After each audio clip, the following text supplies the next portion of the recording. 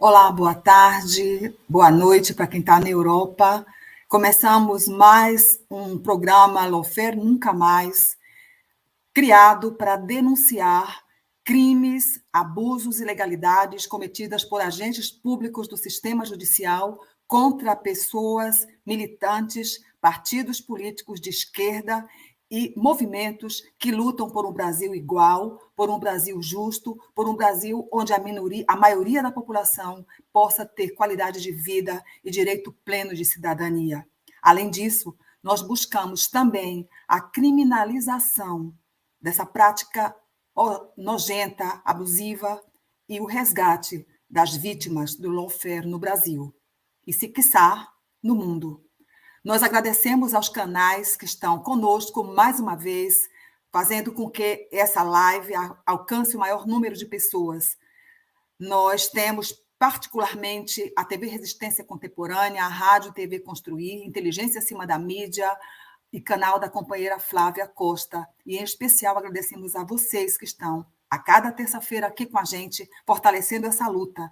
Visitem as nossas redes sociais, deixem o seu like nesse programa, repasse para os seus amigos e seus contatos, para que a gente possa ampliar essa luta, que não é só minha, não é só sua, é do povo brasileiro. Eu gostaria de chamar para essa bancada a nossa companheira Cleide Martins, que divide comigo esse espaço, e o companheiro Henrique Pisolato, militante de direitos humanos, aposentado do Banco do Brasil e sobrevivente do Mensalão Mentirão, e continua ainda sendo perseguido com esse lawfare interminável. Nosso convidado de hoje é o querido professor e companheiro Lodi, que é muito bem-vindo, que nós temos muito prazer de recebê-lo aqui, companheiro.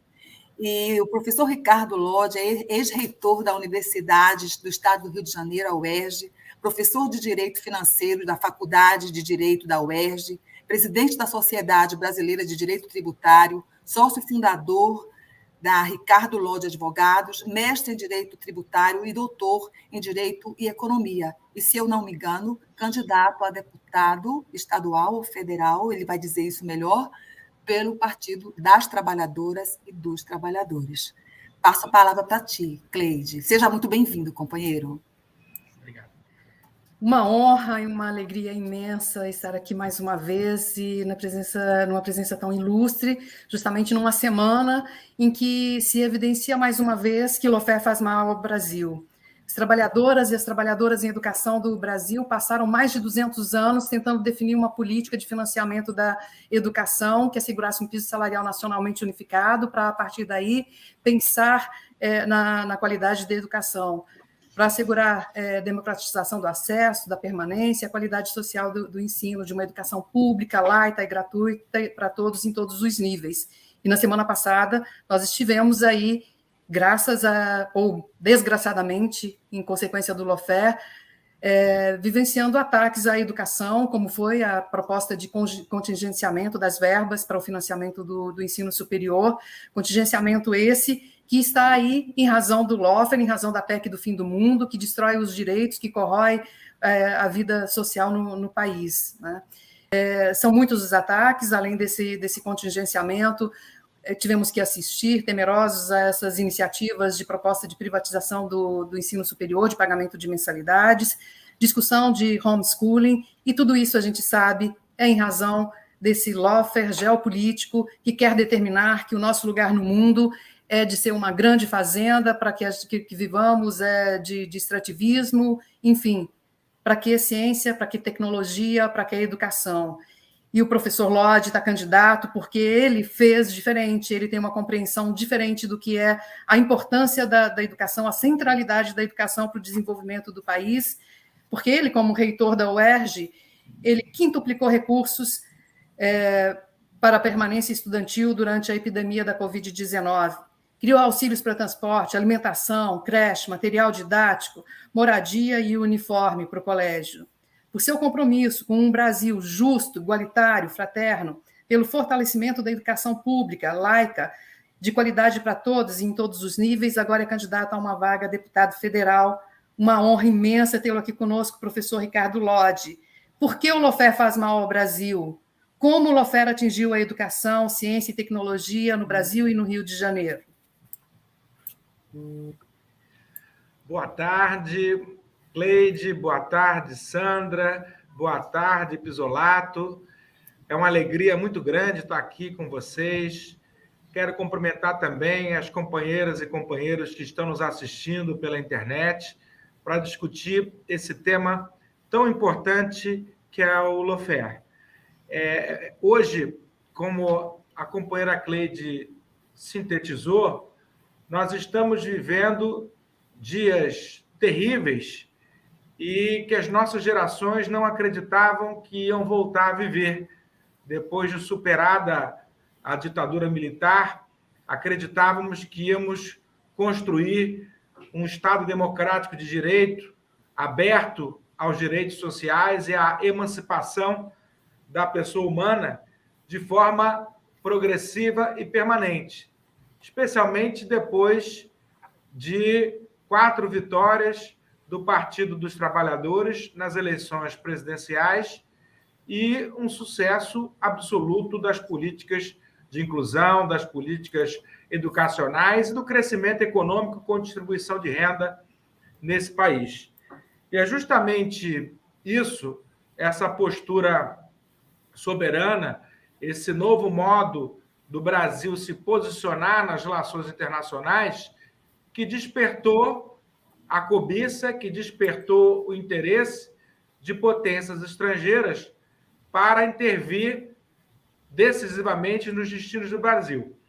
Eu creio que muita gente faz um discurso, Pisolato, dizendo que o Moro é isso, o Dallagnol é aquilo, e são safados. Claro, óbvio. Mas é preciso não jogar uma cortina de fumaça sobre a complexidade desse problema que nós estamos vivendo. Os Estados Unidos vivenciam hoje um momento em que o desenvolvimento das suas empresas no capitalismo mundial é facilitado pela intervenção do governo dos Estados Unidos nos assuntos internos dos Estados nacionais, notadamente aqueles que possuem empresas que interessam o apetite estadunidense. Isso sempre foi assim, só que os instrumentos de intervenção eram diferentes no passado. Nos anos 50 aos anos 80, nós vivemos a era das ditaduras militares financiadas pelos Estados Unidos.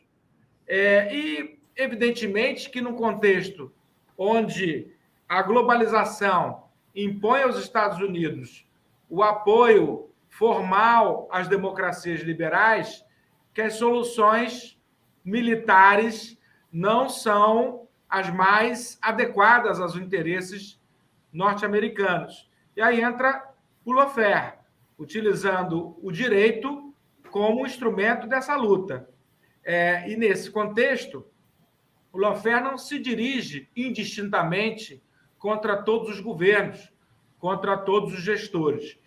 Ele é sempre seletivamente conduzido, seletivamente instrumentalizado contra governos progressistas, governos que contrariam os interesses dos Estados Unidos. No recente livro traduzido para o Brasil, Arapuca Estadunidense, que aqui ganhou o subtítulo Uma Lava Jato Mundial, que a gente já teve a felicidade de debater com o Pisolato lá na UERJ, nós verificamos claramente que esse é um movimento internacional que ocorreu na França, que ocorreu na Alemanha, na América Latina a gente já vem convivendo há bastante tempo, e há países em que o interesse se atende apenas com o controle de uma empresa, como foi com a Alstom na França, que hoje é dominada pela General Electric, e com isso os Estados Unidos têm um controle da energia nuclear francesa. Mas em países onde os governos eram de centro-esquerda, essa conduta seria muito mais difícil. Então, por exemplo, aqui no Brasil, o grande interesse dos Estados Unidos sempre foi a Petrobras. especialmente depois da descoberta do pré-sal, com as políticas, o novo marco regulatório introduzido por Lula e Dilma, que aumentaram o poder da Petrobras no regime de partilha que substituiu o regime de concessão. Só que não seria possível no Brasil atingir a Petrobras sem retirar o Partido dos Trabalhadores do governo e impedir a sua reeleição. Então, nesse contexto, nós tivemos, já a partir do mensalão, uma tentativa de desmoralização do governo Lula, que, embora tenha tido muitas vítimas, muitas pessoas que foram perseguidas justamente, como o companheiro Pisolato, não atingiu o objetivo de derrubar o governo Lula naquela ocasião, embora o tenha fragilizado substancialmente. Mas o sucesso econômico obtido pelo presidente Lula impediu que as consequências políticas fossem aquelas vislumbradas pelos seus mentores. E aí veio o golpe de 2016, que evidentemente não foi por causa de pedalada fiscal. Nós conseguimos demonstrar à sociedade brasileira que ali não existia nenhum crime de responsabilidade, e depois se utilizou a estratégia do conjunto da obra. Qual era o conjunto da obra? O conjunto da obra era justamente Petrobras, era justamente o novo marco regulatório do setor elétrico, era justamente os BRICS, ou seja, era a posição que o Brasil vinha ocupando na geopolítica, e a supressão dos direitos sociais.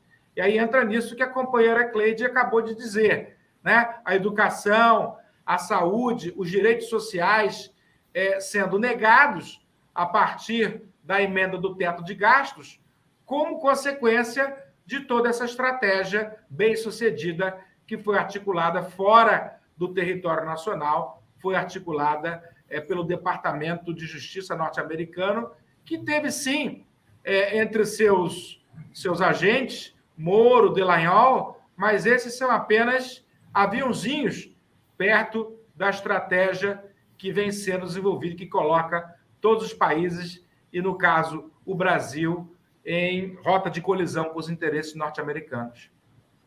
É com você, Henrique.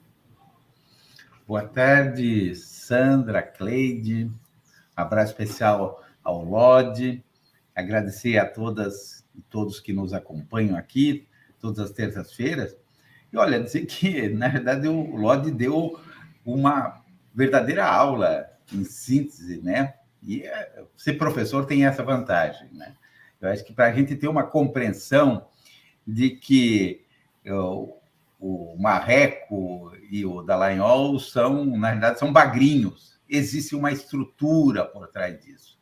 Talvez esse tenha sido o nosso vacilo a nível de esquerda, de governo, de não perceber que era uma operação organizada para saquear o Brasil. E esse saque vai desde levar daqui empresas praticamente a custo irrisório, né? ou a preço de banana, mas também de facilitar a entrada dos interesses. E aí vem, já em 64, o governo militar começou a cortar direitos dos trabalhadores, acabou com instabilidade de emprego, as questões de aposentadoria, e isso está dentro de um projeto, de um plano, que é uma espécie de nova forma de fazer pirataria no mundo, né? Sofisticada, com regras. E as consequências, para concluir, a gente sente no dia a dia. A gente sente no supermercado. Imagino que o Lodi, conversando com as pessoas agora como candidato, o que deve ouvir de reclamação do preço da comida, a questão do combustível. E esse pessoal, a sobrevivência, as pessoas estão tendo dificuldade, né? O número de miseráveis que cresce no Brasil cada dia é assustador. E quem está comandando isso acaba sempre arrumando uma justificativa para dizer não tenho como intervir. As coisas acontecem assim mesmo. Claro que tem. O que eles são, na realidade, e aí vão desde os chefões lá em cima, aos Sérgio Moro, e Dallagnol, e Joaquim Barbosa, e outros procuradores do aparato, eles são traidores da pátria. Eles prestaram um serviço, recebendo do Estado, com funcionários do Estado, prestaram um serviço contra o país e contra a população. E agora parece que está começando a cair a ficha de que essa conta vai ser paga e está sendo paga por todos. Agora a pedra está machucando o pé no sapato, que antes as pessoas viam como um grande espetáculo de televisão. Professor Lodi, diante da situação do Estado do Rio de Janeiro e da importância da Petrobras nesse Estado, nós gostaríamos muito de saber de você como o lawfare atingiu o trabalho e a renda dos cariocas. Depois você comenta, Henrique. Nenhuma localidade do Brasil foi atingida de forma tão certeira por essa atuação, essa tentativa de destruição da Petrobras, como o Estado do Rio de Janeiro. Por quê? Porque o Estado do Rio de Janeiro ainda é muito dependente da comercialização do petróleo, da extração do petróleo no seu território, nas suas águas marinhas. E quando estoura o mensalão e depois o petrolão, nós temos uma desaceleração da atividade da Petrobras. As operações são adiadas, são suspensas, toda a cadeia produtiva vinculada ao petróleo é atingida e a arrecadação do Estado do Rio de Janeiro entra em verdadeiro colapso. Vivemos anos muito difíceis entre 2015 e 2019, e nós aqui na UERJ vivenciamos muito isso, né? A UERJ quase fechou naquele período e fomos submetidos a um regime de recuperação fiscal criado pelo governo pós-golpe, né? Pelo governo Michel Temer, e que tem sido exacerbado pelo governo Bolsonaro, que é um regime que não tem condições de recuperar qualquer Estado. É um regime da austeridade seletiva que impede qualquer iniciativa tendente ao desenvolvimento econômico.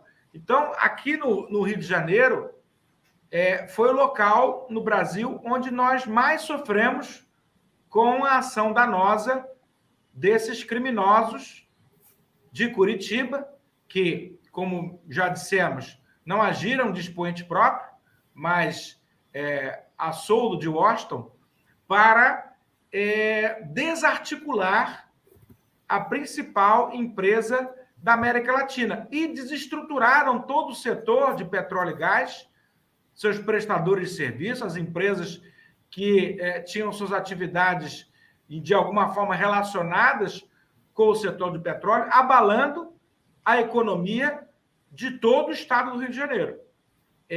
O Estado do Rio de Janeiro ainda não conseguiu superar essa condição e acredito que só no próximo governo, implodindo essa legislação de recuperação fiscal e voltando a investir na Petrobras, nós poderemos tirar o Rio de Janeiro dessa situação lastimável que hoje se encontra. Então, há uma relação direta, Sandra, há uma relação direta entre a Lava Jato e a crise econômica e financeira do Estado do Rio de Janeiro. Claro, é preocupante saber que o Estado do Rio de Janeiro é tão dependente do petróleo, né? Mas isso é uma outra discussão, né? O fato é que existe um nexo causal direto entre a Operação Lava Jato e a crise econômica que deixou milhões e milhões de desempregados no Rio de Janeiro e famílias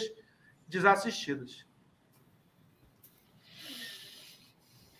Olha, pouco a acrescentar, né? O Lodi conseguiu dar um retrato, na verdade, da consequência, do preço que se está pagando por esses desmandos, por esse mau uso do sistema de justiça, o que foi a Operação Lava Jato, e depois aqui com os Bretas da vida e Companhia Limitada. Na questão das finanças públicas, né, a arrecadação caiu assustadoramente. Isso significa o quê? Menos orçamento para pagar salário dos funcionários, para investir, e todas as desculpas do Estado que já estava endividado, e disso o Lodi tem mais informações, entende muito mais do que eu.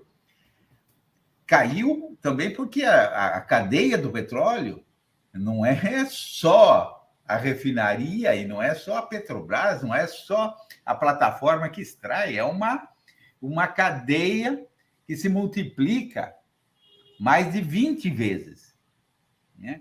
Que vai até da cozinheira que prepara marmita, né? Que prepara quentinha, as pessoas que fazem limpeza, até empresas de engenharia de alta tecnologia para perfuração, para extração, transporte. Quer dizer, desemprego geral. E a consequência mais visível que o Rio se apresenta para o mundo é que quando você tem fome e miséria, essa visão miliciana de governar faz o quê? Tenta resolver isso com a polícia. E aí transforma a pobreza, a miséria, o desemprego, a falta de amparo, num caso de polícia. E a gente, né, se escandaliza todo dia, se impacta, vendo aí massacres, mortes, assassinatos, e o Rio passa, que era o cartão postal do Brasil, onde todo mundo queria vir, passa a ser um local de altíssimo risco, inclusive para quem sonhava ou gostaria muito de vir desfrutar das belezas do Rio. Por quê? Porque as notícias aqui é de que se perdeu o controle, de que o Estado não existe e o Estado só aparece matando. As pessoas buscam outras opções. Então, você acaba perdendo praticamente em todas as pontas, né? Direto e indiretamente.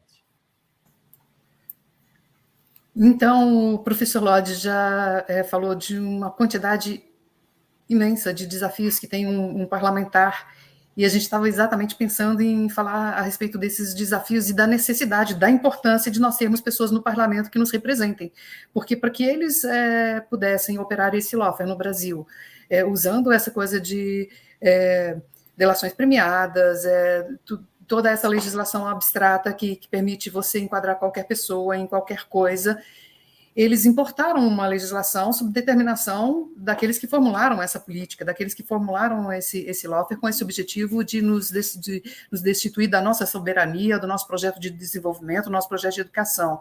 Então, temos que desmontar a legislação que permite operar o lawfare, temos que desmontar a legislação trabalhista que adveio dessa reforma, a PEC do fim do mundo, a legislação previdenciária. É um desafio imenso, professor. E nós aqui também estamos desafiados pelo Papa, quando ele falou é importante detectar e neutralizar o lawfare, porque dele decorrem todas essas outras desgraças que se abatem sobre nós, né?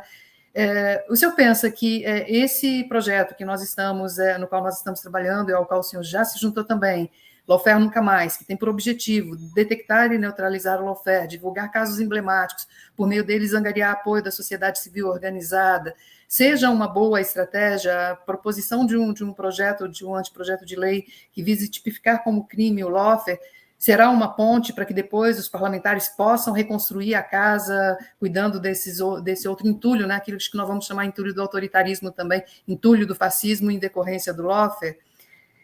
Será esse um caminho e nós podemos contar com o senhor lá no parlamento para fazer essas mudanças todas que o Brasil exige, necessita?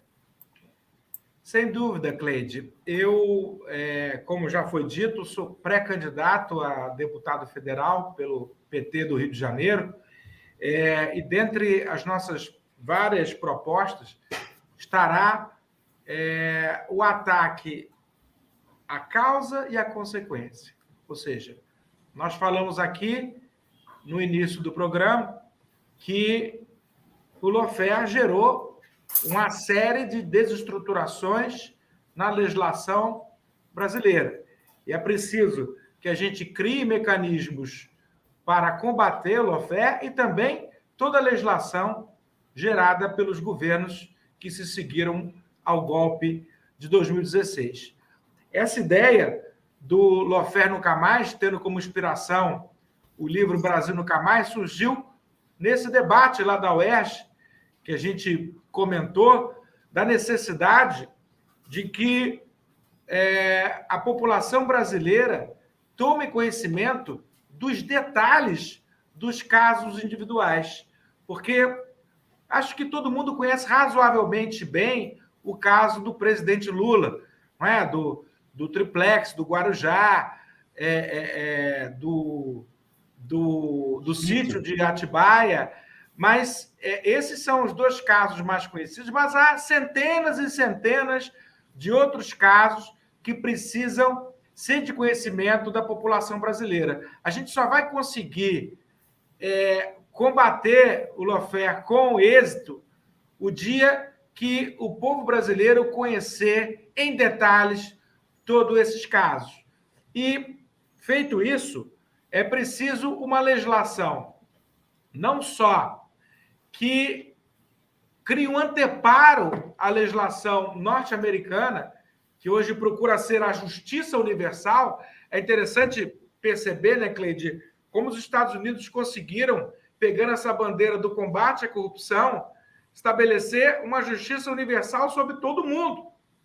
Ou seja, basta que uma empresa tenha suas ações comercializadas na Bolsa de Nova York para a justiça norte-americana ser competente para julgar casos relativos a esta empresa. Foi o que aconteceu com a Petrobras, que foi condenada a pagar multas bilionárias pela justiça norte-americana, a partir de regras de conexão que o direito internacional não admite. Portanto, o Brasil, a exemplo do que já ocorreu na França e na Inglaterra, tem que criar regras de proteção ao direito interno, à jurisdição brasileira, contra essas regras do lawfare. E também precisamos remover toda essa legislação que foi criada, inclusive nos governos do Partido dos Trabalhadores, mas que pavimentaram o lawfare no nosso país, notadamente a legislação da delação premiada, que foi mal utilizada, mas na sua própria essência é uma legislação que é incompatível com o devido processo legal e com o Estado democrático de direito, a partir do momento em que depende da confissão de alguém que tem interesse em que outro seja condenado. Quer dizer, então, quando a minha liberdade depende da condenação de outrem, isso não tem nenhum valor jurídico probatório.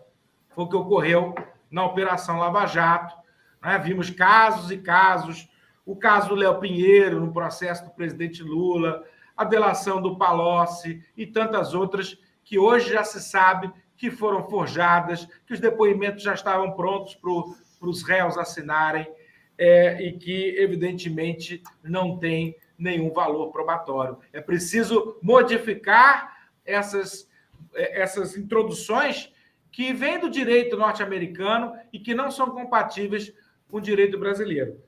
E, paralelamente a isso, nós temos que remover todo esse entulho autoritário e baseado na austeridade seletiva que foi introduzido após o golpe de 2016.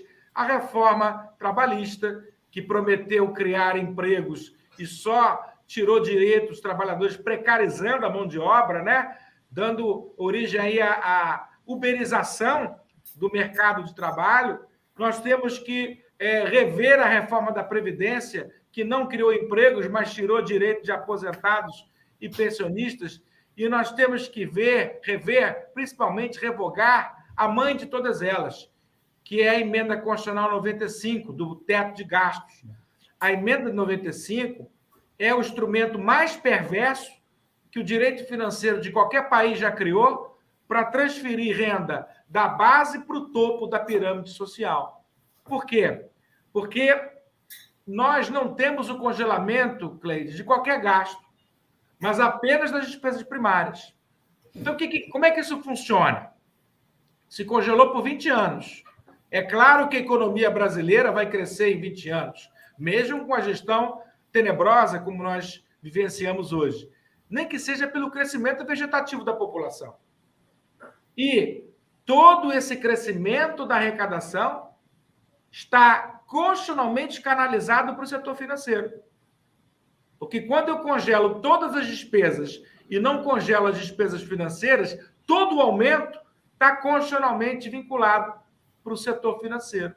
E o presidente que descumprir isso comete crime de responsabilidade e está sujeito ao processo de impeachment. Quer dizer, a consequência da emenda do teto de gasto nós estamos vivenciando hoje. Corte de 14% anunciado antes de ontem nas universidades federais. Esse corte vai não só comprometer as atividades de ensino, pesquisa e extensão, mas a permanência estudantil, que é tão importante para alunos cotistas e alunos em vulnerabilidade social. Consequência também de teto de gasto, corte de direitos de aposentados e pensionistas viabilizado pela reforma da Previdência, corte de direitos dos trabalhadores viabilizado pela reforma trabalhista. E tramita no Congresso a reforma administrativa, que acabará com o serviço público, como hoje nós conhecemos, abrindo espaço para a contratação de pessoas sem concurso público, mas que têm compromisso com o governante eleito e não com o Estado brasileiro. Portanto, é preciso assumir aqui o compromisso na remoção de toda essa legislação autoritária que é, sem dúvida alguma, fruto do lawfare. Olha, eu acho que o Lodi tocou em alguns pontos cruciais, né? Primeiro, esse grande de que a gente não pode tolerar que um país, que os Estados Unidos, se elejam xerifes do mundo e que venham aqui fazer o que bem entendem, como se fossem comissários, intervir, saquear empresas, derrubar governo. Há necessidade de se ter anteparos para isso, de ter trincheiras de defesa legais, institucionais, né? Porque hoje não se resolve mais as coisas no tiro e no canhão, né? Não é a quinta esquadra. A segunda coisa é de que esses funcionários públicos, essas pessoas que prestam serviço contra o país, têm que ter mecanismos, tem que ter legislação para que eles não fiquem impunes, não façam aquilo ou recebam aposentadorias como punição. Então, né, não é mais de bom senso tolerar que se apresentem como heróis, como candidatos, pessoas que atuaram contra a nação e contra o povo. E os prejuízos e as consequências estão mais do que expostas. E aí, as demais questões, né, que basicamente eu resumiria, até para não usar pouco tempo e eu vi mais o Lodi, que eu acho que está nos trazendo informações muito importantes, é essa falcatrua, essa mentira de que o Estado só dá despesa, só dá problema, só custa caro. Então, nós queremos o Estado mínimo. E aí, enxuga, corta, né? Tipo a lei do teto do gasto, mas a verdade que está por trás disso é que eles não querem o Estado mínimo, eles querem o Estado para eles. Eles querem o Estado para garantir as receitas, né, da especulação financeira. E aí, nós fizemos exatamente o papel inverso. E, em vez do Estado proteger os fracos e estar como ponto de equilíbrio, ele mata os fracos, ou a bala, ou a fome, ou no desespero, ou na míngua e na miséria, e canaliza tudo para os ricos, que já têm tudo. E é basicamente isso. É uma espécie de Robin Hood ao contrário. Eu acho que isso tem que ser enfrentado, né? E por isso a gente tem que reforçar o nosso parlamento, tem que eleger pessoas comprometidas, com clareza da situação do Brasil, porque, tristemente, veja que toda a nossa conversa aqui, ela está em recuperar estragos, né? A gente sequer pode sonhar, no curto prazo, em construir em projetos que seria o ideal e que é o sonho de todos. Nós vamos ter que fazer a faxina e reestruturar, tentar sobreviver depois do que esse desgoverno tem feito. Que, na verdade, nada mais é do que um plantão, né? É uma espécie de pistoleiro de aluguel que está aí para fazer serviço sujo contra a nação e contra o povo brasileiro e presta serviço e bate continência lá para os que se julgam os caciques, os donos do mundo. Nós pagamos isso com a miséria e com a fome. Isso não pode mais continuar.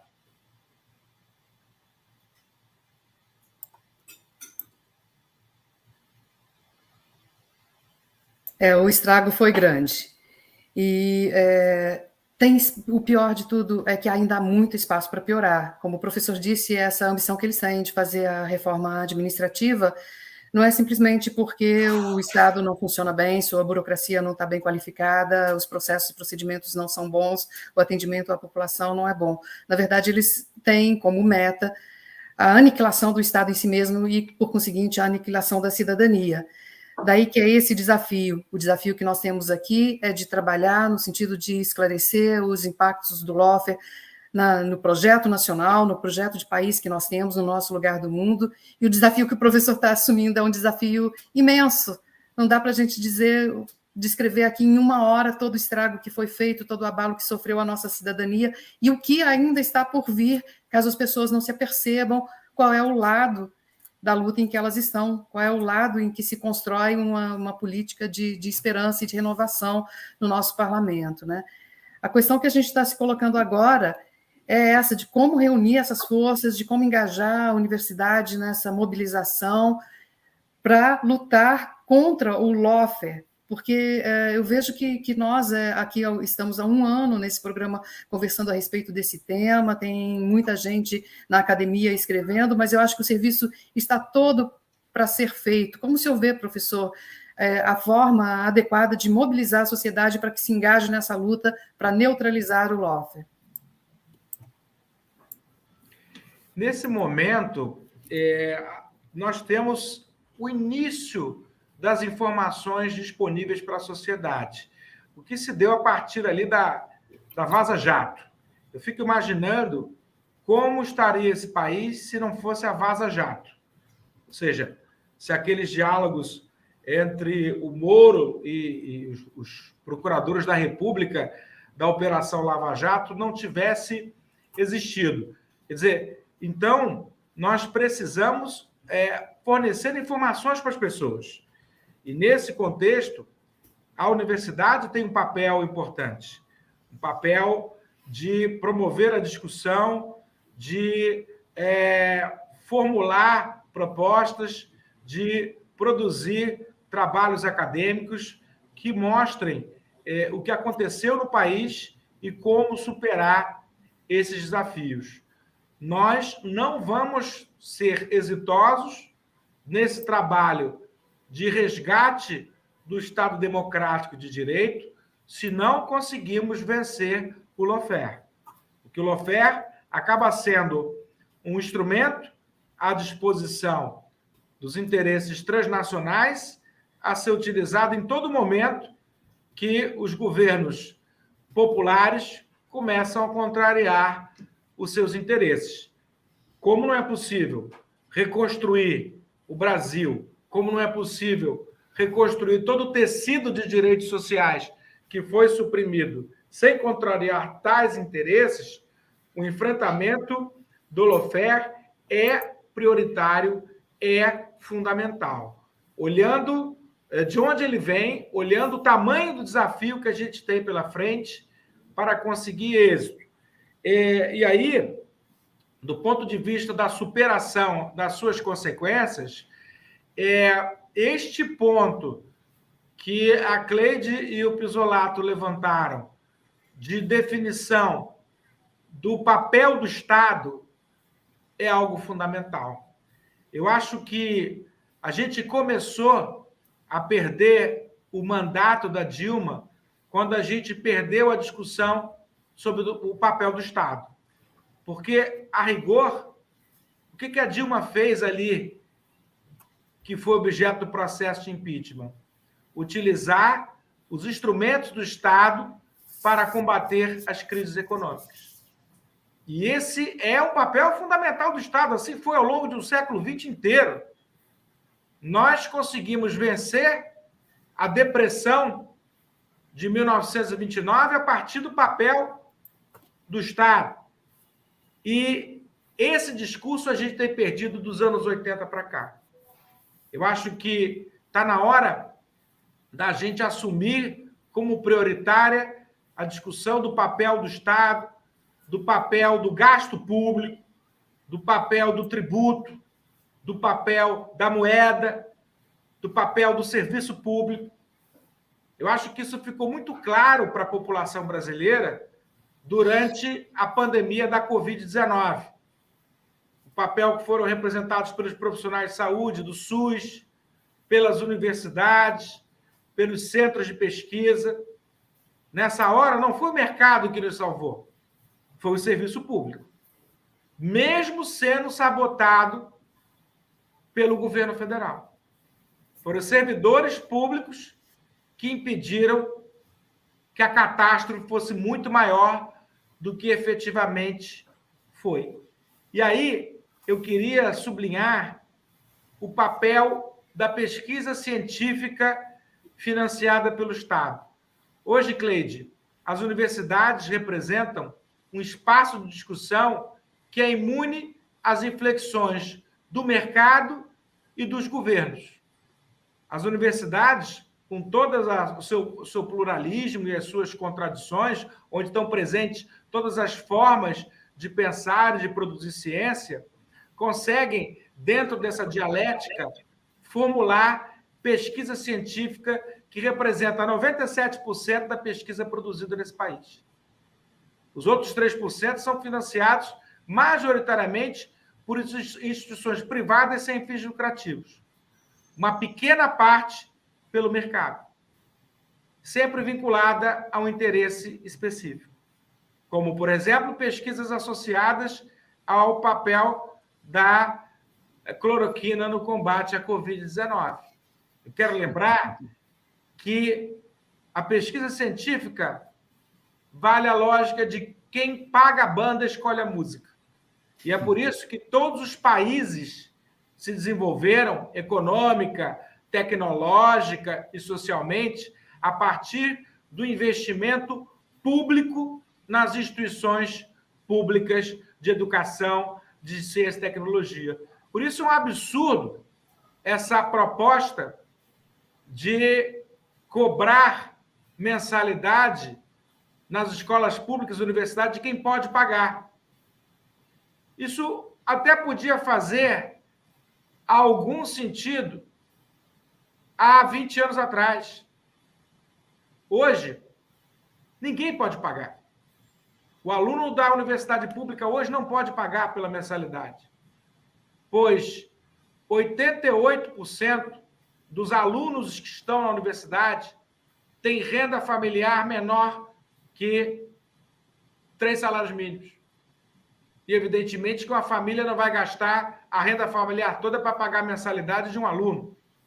Então, quem pode pagar é algo estatisticamente inexistente.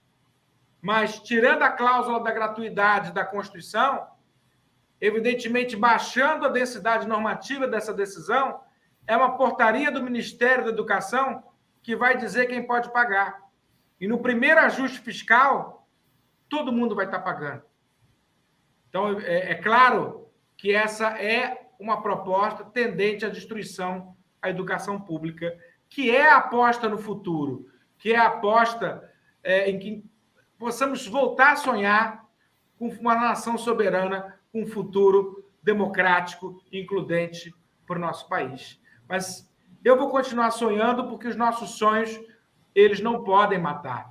E é por isso que eu estou assumindo aí essa pré-candidatura a deputado federal, com o tema da educação no centro da minha formulação, além desses outros que a gente conversou, como também a restauração do sistema jurídico nacional, mas sem uma educação pública, gratuita, referenciada socialmente, laica e de excelência, não existe futuro para o Brasil como nação soberana.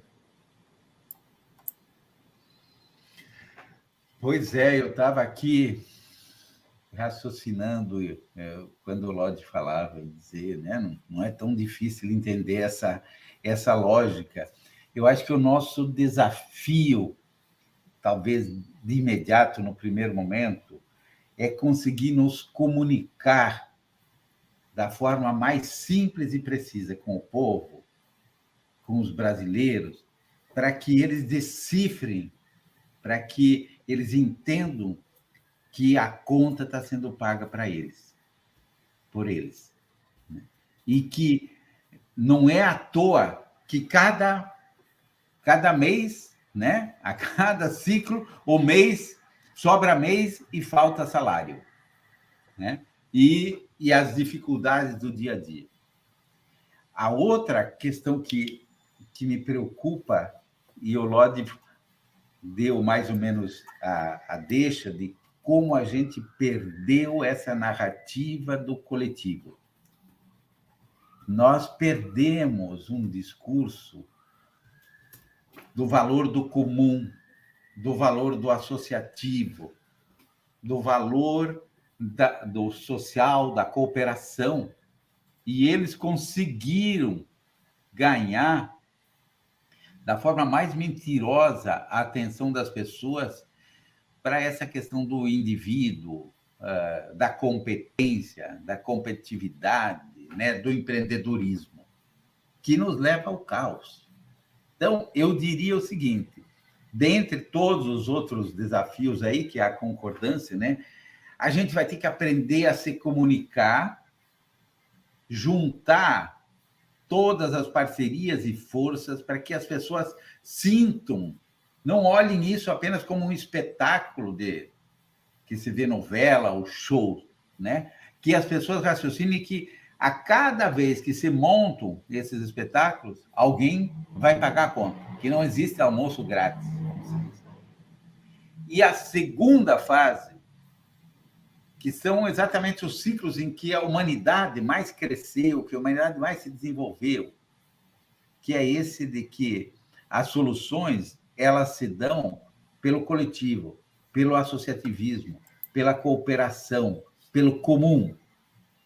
Que o comum, o que se vendeu? Que por ser comum, o Estado é apenas um sugador, é apenas alguém que te tira parte da renda, administra mal, financia desvios e corrupções.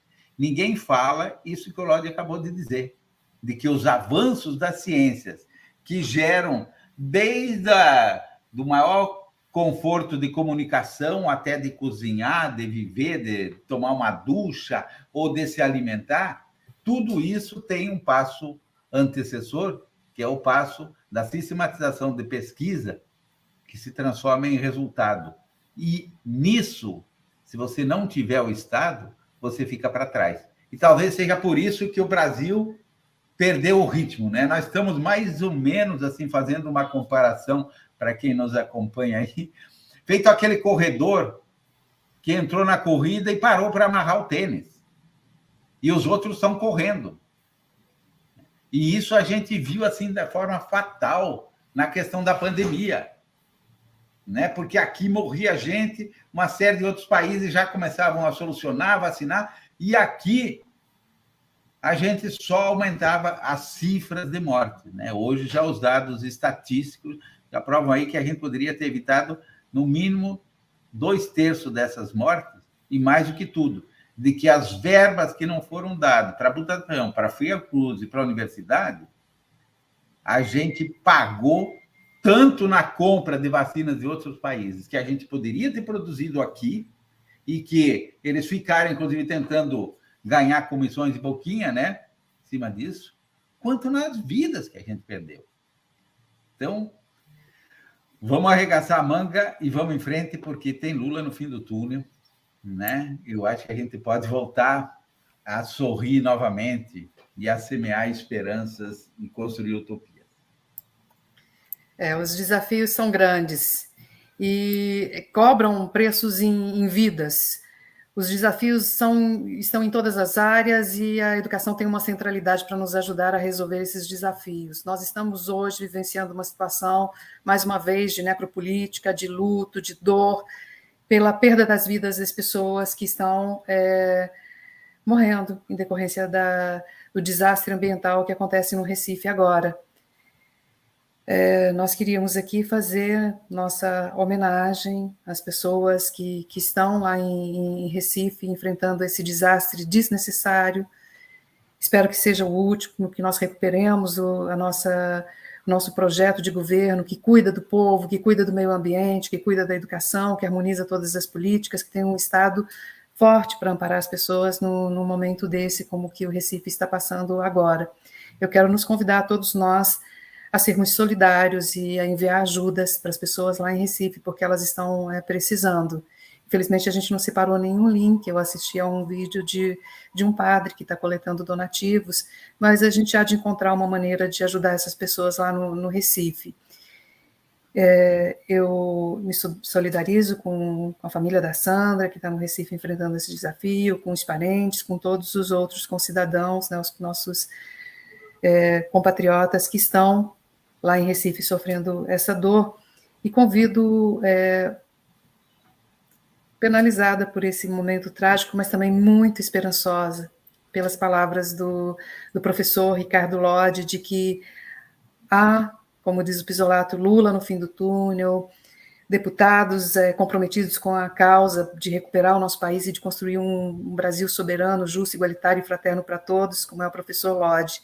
Então, convido o professor para dizer suas palavras finais e convidando as outras pessoas a se engajarem nessa luta, nesse projeto, a elegê-lo e a eleger outras pessoas que vão nos ajudar a transmutar essa situação, esse período ruim que precisa acabar. Obrigada, professor Lodi, obrigada a todos que nos assistiram. Com o senhor a palavra, para o senhor dizer as palavras finais. Eu é que agradeço a oportunidade de estar aqui, agradeço a Cleide, agradeço a Sandra, agradeço ao Pisolato. É uma alegria grande debater com os companheiros e companheiras sobre o tema do Lawfare e sobre os desafios que as forças progressistas têm daqui até o dia 2 de outubro. As pesquisas se mostram favoráveis à candidatura do presidente Lula, inclusive com a possibilidade da sua vitória no primeiro turno. E é algo que a gente se motiva, mas nós não podemos deixar de trabalhar um único segundo, porque o que está em jogo é o futuro do Brasil. Nós não acreditamos que o Brasil possa suportar mais 4 anos de um governo fascista. Vimos o custo que isso gerou e as dificuldades que teremos para consertar o grande estrago que foi feito. E, se o presidente da República se reeleger, ele ganhará uma força extraordinária para conseguir fazer aquilo que não fez nesses 4 anos, incluindo a privatização da Petrobras e de todas as outras estatais que ainda restam no Estado brasileiro. Acho que o que está em jogo é muito importante. O que está em jogo é o futuro dos nossos filhos e netos. E por que não dizer, de nós mesmos. Nós temos que virar a chave desse país, superando essa página triste da nossa história, para reconstruir uma nação livre e soberana. Então, em primeiro lugar, quero dizer que não tem nada ganho.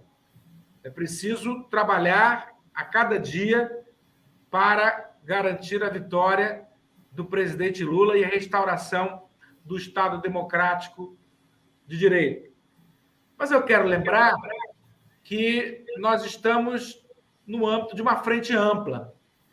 E é assim que se combate o fascismo. Historicamente, é assim que se combate o fascismo, através de frentes amplas que reúnem todos os democratas. Felizmente, essa frente ampla é liderada pelo Partido dos Trabalhadores, mas não será um governo só do Partido dos Trabalhadores.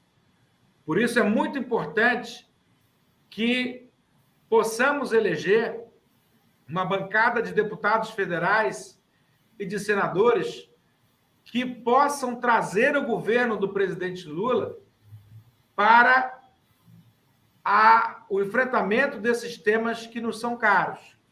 Ou seja, nesse governo de frente ampla, é preciso que o PT e que os demais partidos progressistas tenham amplas bancadas que possam viabilizar um governo mais progressista do presidente Lula no âmbito dessa grande coligação, desse grande arco de alianças que será desenvolvido, e deve ser, acho que o certo é isso mesmo, para superar o fascismo. Da mesma forma, é preciso também eleger governadores de Estado dos partidos de esquerda, deputados estaduais, para que nós tenhamos governabilidade. Esse é o grande desafio, essa é a grande prioridade de todos nós. Está na hora de sair da zona de conforto para investir nesse projeto. Muita gente me pergunta, Pizzolato, por que eu larguei a reitoria da UERJ, né? Estava dando tudo certo, fizemos lá uma pequena revolução, faltando ainda metade do mandato e com a possibilidade de um segundo mandato, porque está na hora de sair da zona de conforto mesmo. Está na hora de todos nós trabalharmos por esse projeto de reconstrução nacional liderado pelo presidente Lula. Boa noite, gente. Muito obrigada pela audiência de hoje. Até a próxima terça-feira, na luta, esperançando, sem desistir nunca. Nós somos brasileiras e brasileiros. E até a próxima terça para reconstruir o Brasil todos os dias.